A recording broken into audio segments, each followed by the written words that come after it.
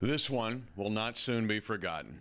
I started the radio broadcast recounting some of the great Monday Night Football games in Kansas City history. Old Municipal Stadium beating the Steelers in '71.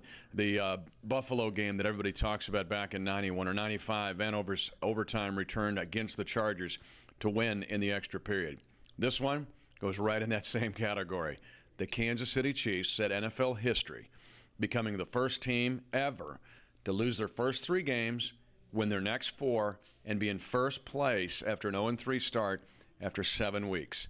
This Monday Night Football game will not soon be forgotten because the Chiefs on Halloween on a national stage pulled a Lazarus because they came back from the grave because San Diego had a great shot at winning the game. Back and forth this game went. The Chiefs got up 10-0. Baldwin on a first NFL touchdown on the deep post pattern for 39 yards. And Kansas City had built some great equity in the first quarter, but they used all that equity up as San Diego and Phillip Rivers would pretty much dominate for quarters 2 and 3 and 4 as well, with the exception of one drive where Kansas City took a 20-12 lead. San Diego at 20-20 in regulation. All they have to do is basically go to a knee and have Nick Novak kick a field goal, who's only missed one all year long. It was in this game. That was from 50-plus yards. But this time, a center-to-quarterback exchange fumbled from Nick Hardwick to Phillip Rivers. Andy Studebaker somehow comes out with the football, and Kansas City wins in overtime 23-20. Give Matt Castle and the offensive line tons of credit because they didn't do much on offense. They went for a 6 series where they had 4 3-and-outs and an interception.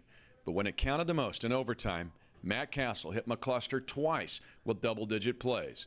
He also gets a double-digit play to Bo, but the big one was a 3rd and 13 for 17 yards to Steve Breston. Now, I got to tell you, 2 plays prior to that during a timeout, I told our radio crew I'm going shallow cross to Breston's going to be a big play. Yep, I was right in this occasion. Breston sets it up, a 6-yard run by Battle, and Ryan Suckup gets the game-winning field goal. An improbable victory. There's lots of heroes in this game. Tamba Hali was relentless against Phillip Rivers, and his ankle tape sack was one for the ages. Plus, he also had the sack and strip where Rivers had to jump on the football in San Diego's first overtime. Now, boil this all down. Kansas City's in first place, tied with San Diego and Oakland after winning 4 games in a row. But a real challenge comes up this week. You can follow me on KCChiefs.com because I'm going to talk about the challenge of somehow, in just minutes, Kansas City, after this exhilarating victory on Halloween night and Monday Night Football, has got to reboot the computer and do something that's very difficult to do in the NFL and get ready for a Sunday game against a hungry Miami Dolphin team. Before the game, I took a bunch of fans down to the Hall of Honor, brought to you by Time Warner Cable, because I wanted them to see it, and they were in awe of how well it's done here at the new Arrowhead.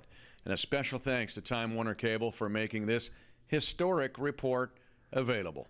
23-20, Chiefs in overtime, a victory and a night that Chiefs fans will never forget.